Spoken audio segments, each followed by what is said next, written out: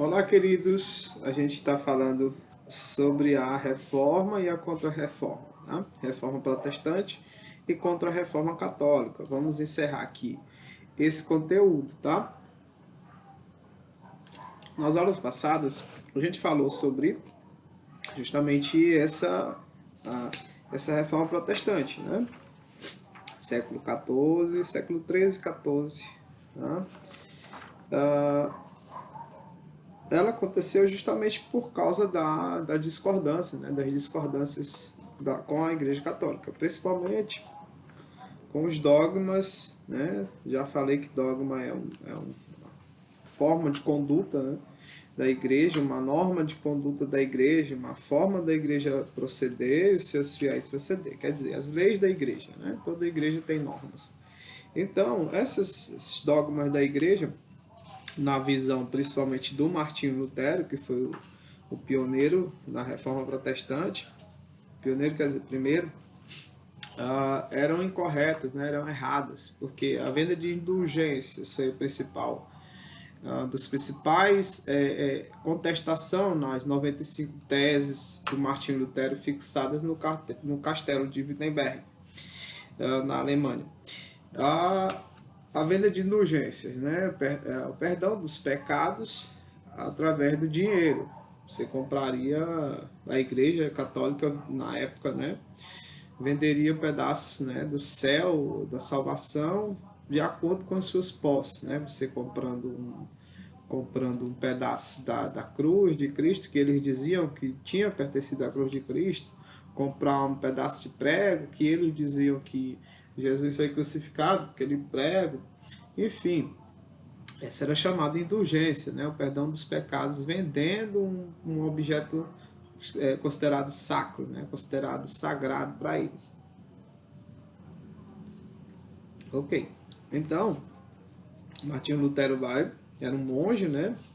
Uma espécie de padre na época, e vai e sai da igreja, rompe com a igreja, né? E fixa no portão do castelo de Wittenberg essas 95 teses, onde ele mostrava os 95 motivos pelos quais ele estaria saindo da igreja católica, criando essa nova religião, né? Religião protestante, também chamada de luteranismo.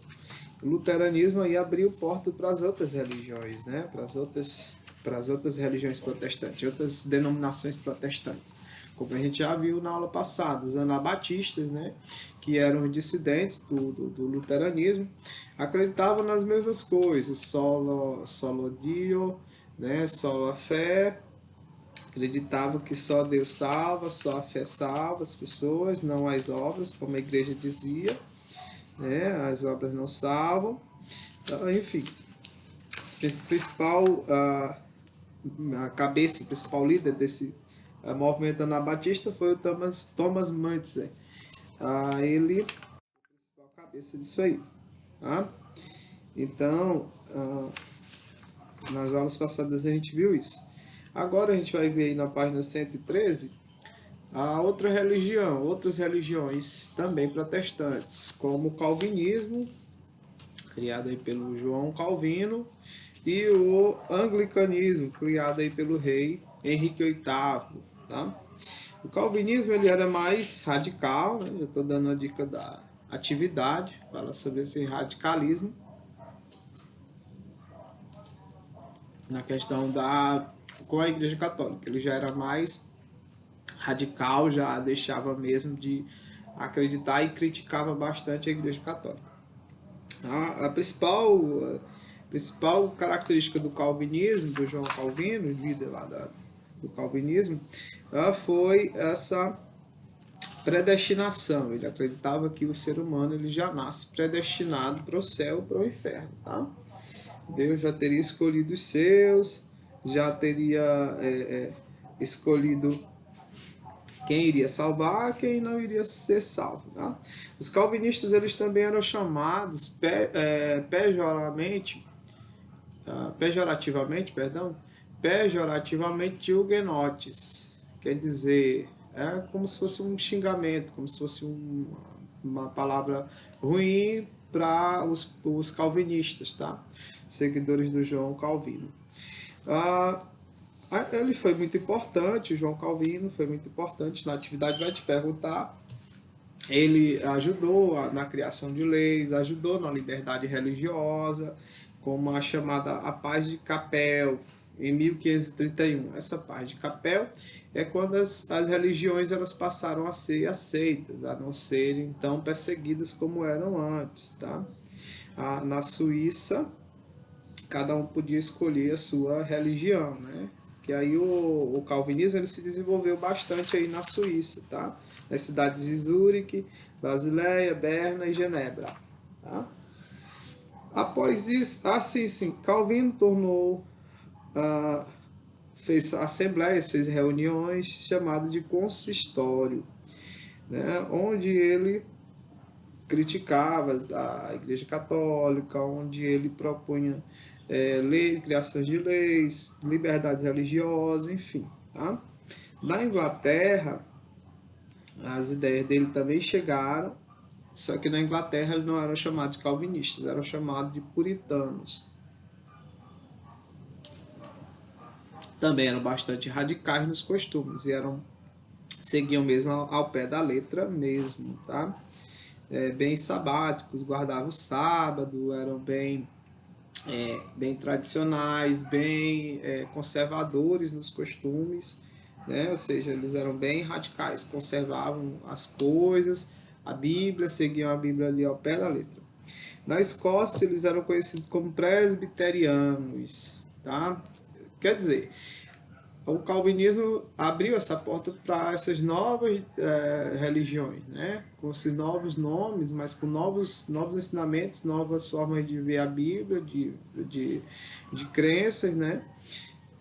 Em vários lugares do mundo.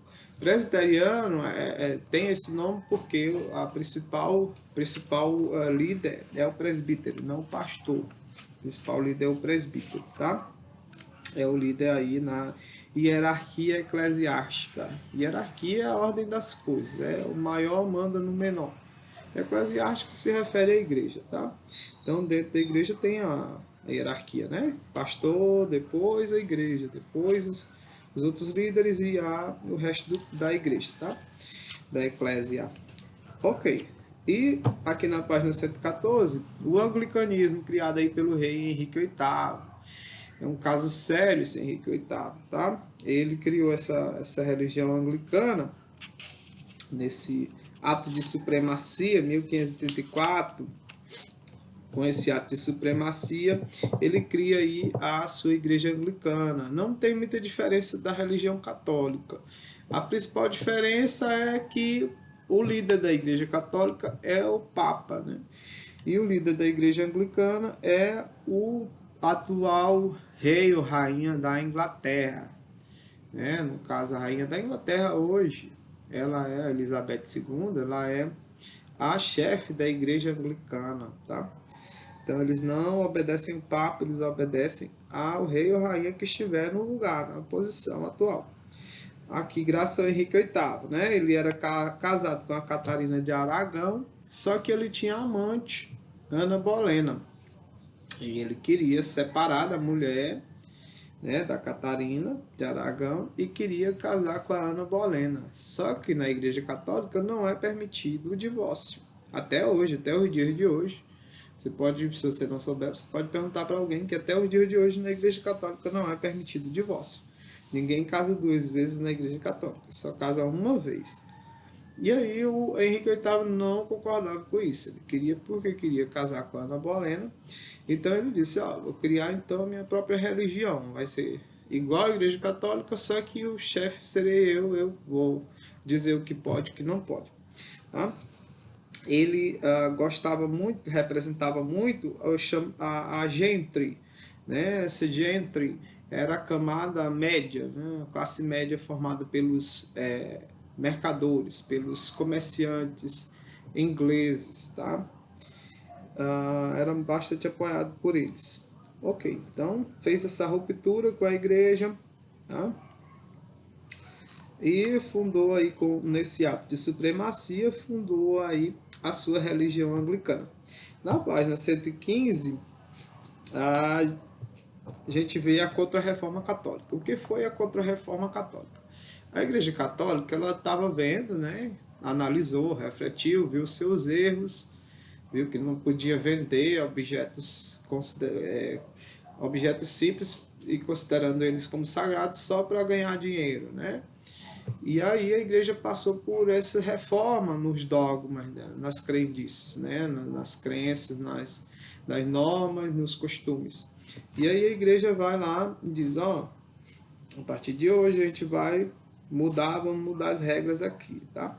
Então, começou a organizar o Tribunal do Santo Ofício, onde esse Tribunal do Santo Ofício, todos os hereges. O que é o herege? O herege é aquele que vai contra os ensinamentos da igreja.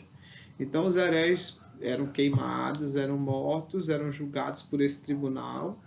Lançou o Index Prohibitorum. O que é esse Index Prohibitorum? Uma lista de livros que era proibido. Tá? Com certeza, 95 teses do Martinho Lutero estava lá nesse Index Prohibitorum, com certeza. Então, toda a literatura, todos os livros que a igreja não permitia que lesse, se você lesse, você estaria condenado aí no Tribunal do Santo Ofício, Tribunal da Santa Inquisição. Tá? Então, organizou vários concílios, dentre eles o Concílio de Trento. Nesse Concílio de Trento ficou aqui reafirmado, né, reformado as ideias deles, os sacramentos, a hierarquia do clero, né, quem manda o Papa, depois os bispos, arcebispo, padre, abade, essas coisas.